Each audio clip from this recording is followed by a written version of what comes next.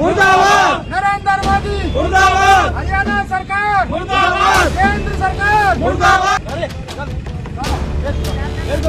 आजा नरेंद्र मोदी किसान विरोधी, नरेंद्र मोदी किसान विरोधी।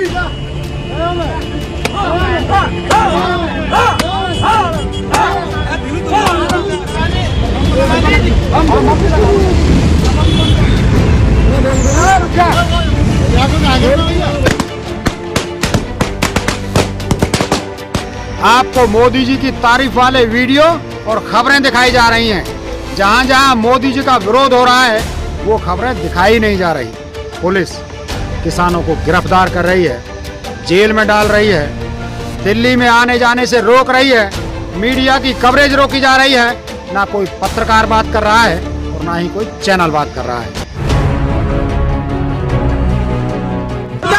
नरेंद्र मोदी मुर्दाबाद, नरेंद्र मोदी मुर्दाबाद, हरियाणा सरकार मुर्दाबाद, केंद्र सरकार मुर्दाबाद। भाई लाओ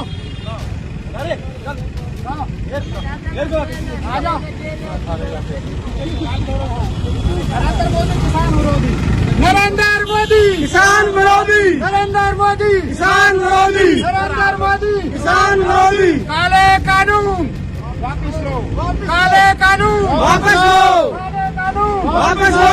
चप्पल दे इतने लोग आओ यहाँ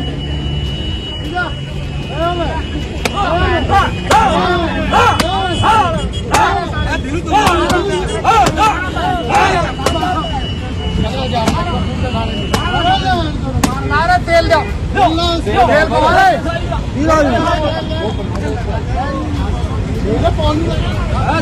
निकाला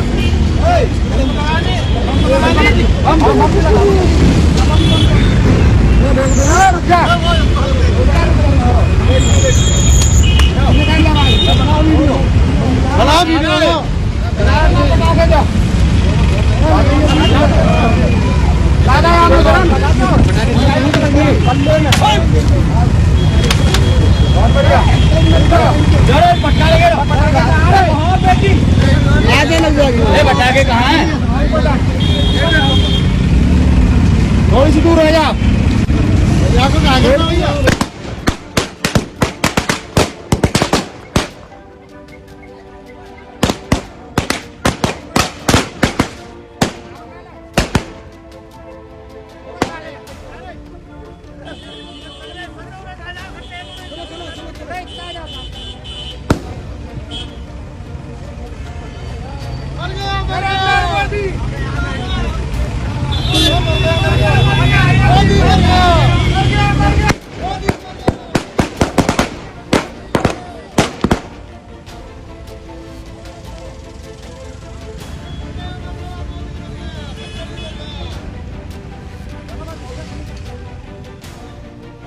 भाइयों, 4 अप्रैल 2011 से 28 दिसंबर 2011 तक चला अन्ना हजारे का आंदोलन आपको याद ना हो तो इंटरनेट पर सर्च कीजिए।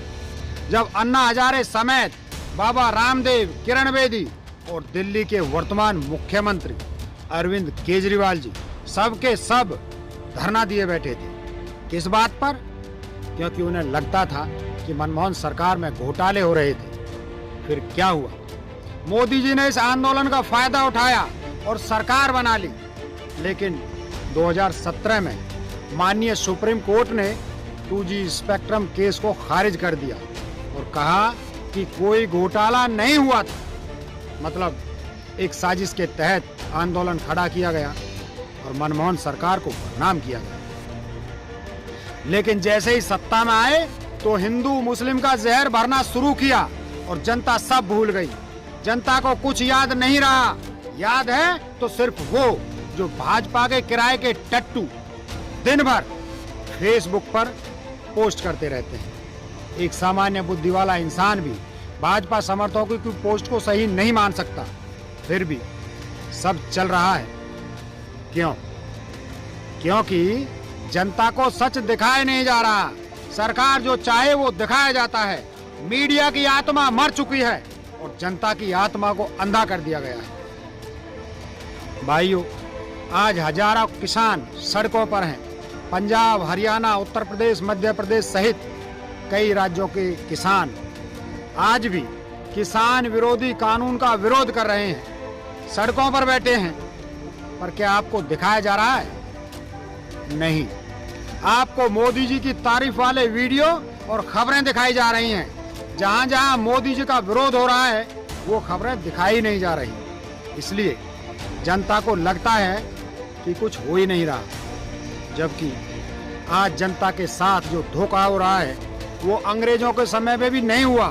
अंग्रेजों ने अखबार बंद करवा दिए थे, लेकिन जनता और समाज सेवी लोगों में इतनी हिम्मत थी कि वो छुपकर हाथ से लेके अखबार प्रसारित कर देते थे। लेकिन आज आजाद भारत का नागरिक मानसिक गुलाम हो चुका है।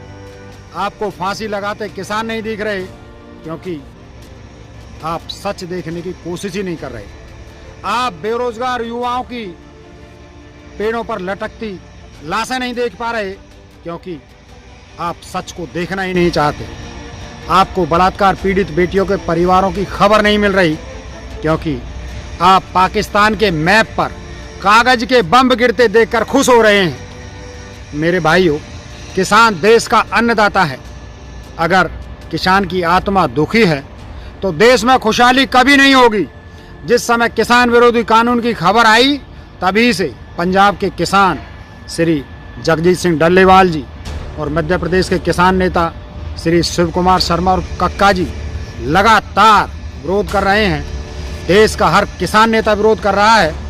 पुलिस किसानों को गिरफ्तार कर रही है, जेल में डाल रही है, दिल्ली में आने जाने से रोक रही है, मीडिया की कवरेज रोकी जा रही है।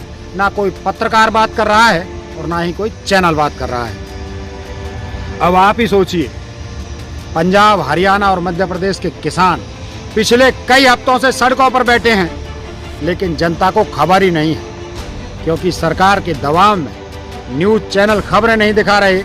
और अगर सोशल मीडिया पर पोस्ट करते हैं तो भाजपा के किराए के सिपाही उस पोस्ट पर रिपोर्ट करते हैं। उस पोस्ट की रीच कम कर दी जाती है, नोटिफिकेशन ब्लॉक कर दिए जाते हैं। इन सब हथकंडों में सरकार अपना विरोध जनता तक पहुंचने से रोक रही है। जनता को लग रहा है कि मोदी जी का कोई विरोध नहीं कर रहा। भाइयों, कांग्रेस सहित पूरा विपक्ष आज भी जनता के बीच में है, पर जनता जब भी विपक्ष के साथ खड़ी होती है तो खबर मीडिया में आती ही नहीं। आपको बताऊं, जगजीत सिंह डल्लेवाल जी, श्री शिव कुमार शर्मा और कक्का जी दोनों ही राष्ट्रीय नेता हैं किसानों के।